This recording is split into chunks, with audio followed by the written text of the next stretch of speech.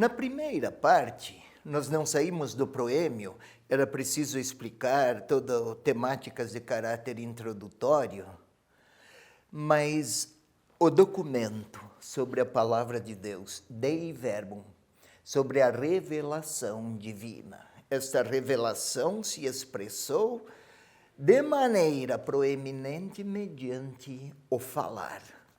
Não esqueça, meu irmão, minha irmã, quando a pessoa fala, sai de si para encontrar-se na existência de quem ouve.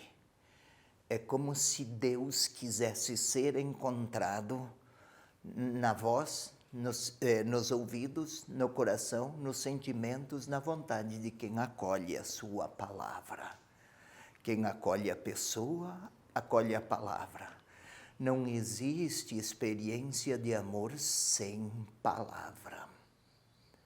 Então, são 6 capítulos. Comecemos o que há no capítulo 1. Olha como começa.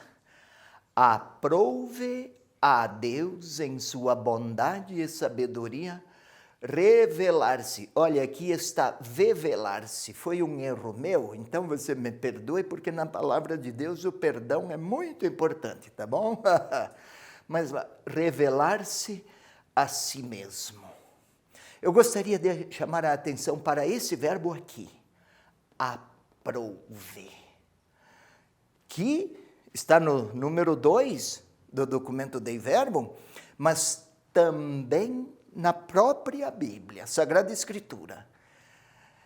Não é simplesmente pareceu interessante, pareceu bom. Não é isso apenas. É Deus se alegrou, agradou-se, felicitou-se em sua bondade. Felicitou-se, ficou feliz em mostrar sua bondade. A palavra de Deus, a ternura de Deus que se tornou letra, é uma linguagem humana que está a colocar em evidência. Não o poder de Deus, ele não precisa mostrar seus músculos, mas a sua bondade, porque é uma relação de comunhão. Tudo isso vamos encontrar no primeiro capítulo. Nosso tempo é limitado, então temos que andar, mas aqui você vai encontrar explicações interessantes, muito inteligentes, em linguagem acessível, como eu já falei. Mas é preciso, especialmente, criar afinidade com esta palavra, a Sagrada Escritura. Desses 6 capítulos, vimos o primeiro, aprouve a Deus. A revelação de Deus, ele quis, como a mãe, amamenta a sua criança, não só porque tem obrigação, menos por isso, nada por isso, porque ela quer oferecer sua ternura, sua vida, daí também o seu leite, para que a sua criança viva, para que nós, crianças do Pai, vivamos assim a palavra. Capítulo 2, transmissão da divina revelação. Transmitir. Ninguém transmite apenas ideias. Veja, 5 vezes 8 é 40 em qualquer lugar do mundo, mas ao pronunciar isso, não é preciso amar a ninguém para tanto. Também o robô fala com toda segurança. Agora, Deus dispôs em sua suma benignidade que aquelas coisas que revelara para a salvação.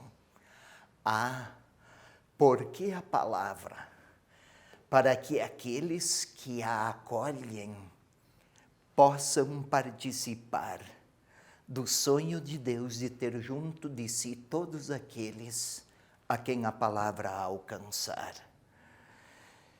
Salvação de todos os povos, para que permanecessem íntegras e fossem transmitidas a todas as gerações. Isso, às vezes, se quer se quer ler a palavra segundo a minha preferência, ou meu gosto, ou minha subjetividade, aí não sou eu que dialogo com Deus, mas eu quero subordinar Deus às minhas subjetividades ou gostos. Daí que há necessidade de alguns na vida da igreja que têm a responsabilidade de conservar, não no sentido de um conservadorismo retrógrado, não é isso, mas de conservar aquela originalidade do que Deus mostrou de si, senão cada um fará o que lhe agradar ou convier. Relações de comunhão não é um se aproveitar do outro. Às vezes queremos nos aproveitar de Deus, não é uma relação de comunhão, não é de amor. Alguém gostaria de ser usada? Também aqui, com Deus é relacionamento de comunhão. Daí o valor da palavra transmissão. A palavra tradição é tradere, transmitir. Tradição não é conservar coisas antigas, é conservar a originalidade mais primigênia de qualquer experiência humana de comunhão. O terceiro capítulo, a inspiração divina da Sagrada Escritura e sua interpretação. Meu Deus, quantas coisas já se disse. Eu acho que, o outro acha que, mas um terceiro também acha. E aí se vai aquele caráter genuíno de uma relação cujo grande traço é a reciprocidade amorosa. Deus falou primeiro, a nossa palavra é resposta de adesão. Deus não precisava nos falar.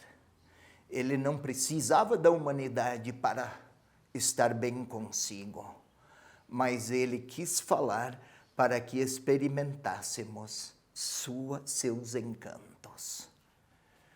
É o terceiro capítulo da Dei Verbum.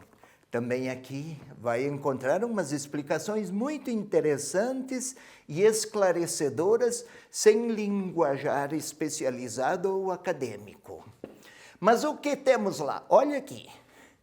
Foram consignadas, o capítulo 3º, inspiração divina da Escritura e sua interpretação, as coisas divinamente reveladas que se encerram por escrito. Não é só a Bíblia que Deus se revela.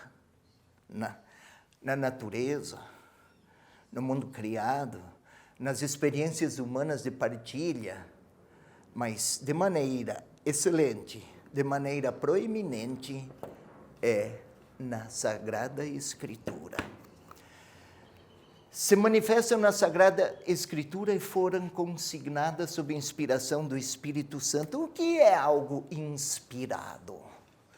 Quando alguém faz uma poesia muito bonita, até dizemos, nossa, como você está inspirado ou inspirada. Observe aqui, a inspiração divina da Sagrada Escritura e sua interpretação, ainda no capítulo 3. Conhece a palavra inspirar? Eu até separei aqui, não é em sílabas, mas para salvaguardar o núcleo. Inspirar. Se eu respiro, eu vivo. Respirar. Se faltar, eu morro. Logo, o ar é vida. Olha a mesma raiz. Espírito. É como se esta palavra tivesse o ar de Deus. É linguagem humana, mas com o ar, com a força, com o vigor de Deus. Daí temos o capítulo 3 ainda, a inspiração divina da Sagrada Escritura e sua interpretação. Notemos aqui, ainda não terminamos este assunto.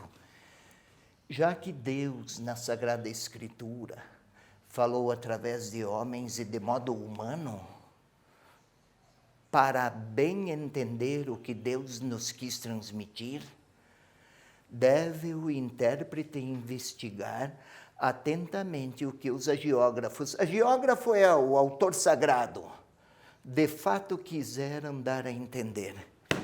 Quem escreveu 500 anos antes de Cristo? Bem, ele escreveu dentro do quadro cultural, dos esquemas e das possibilidades do seu tempo. Então, se não conseguirmos chegar àquela época para compreender os significados, nós vamos fazer o texto dizer o que ele nunca disse. Ou, em outros contextos, vamos ocultar o que realmente o autor quis dizer.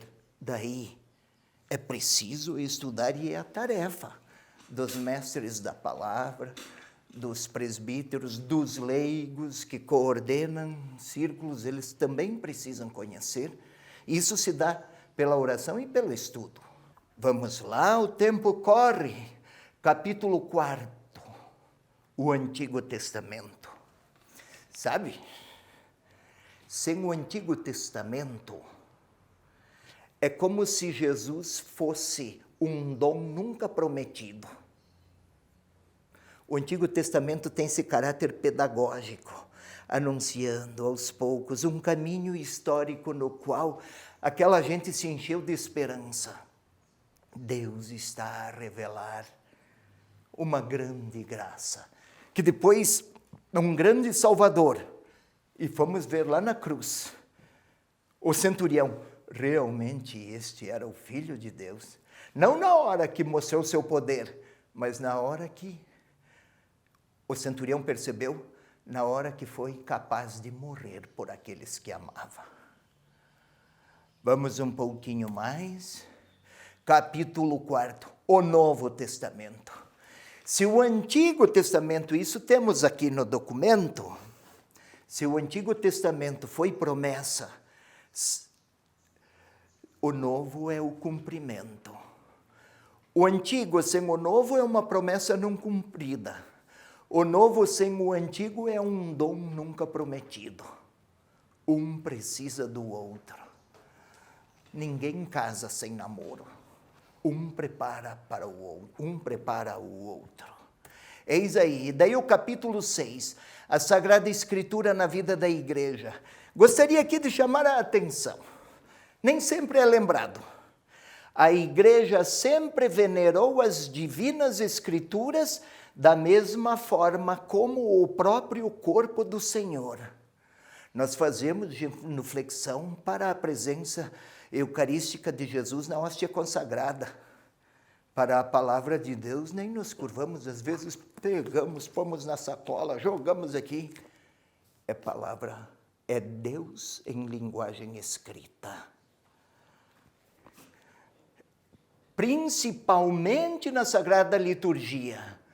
Sem cessar, toma da mesa tanto quanto da palavra, quanto do corpo de Cristo. Olha aí a relevância que a palavra alcança. Não é só a hóstia consagrada, é presença viva, também do próprio Deus, do seu Filho especialmente.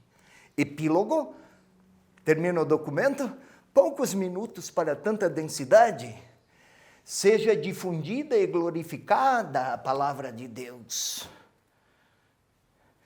Então, minha gente, aceitemos que os nossos irmãos evangélicos, sua Bíblia debaixo do braço, não só a Bíblia, mas eles têm, nesse gesto, algo a nos sugerir com profundidade.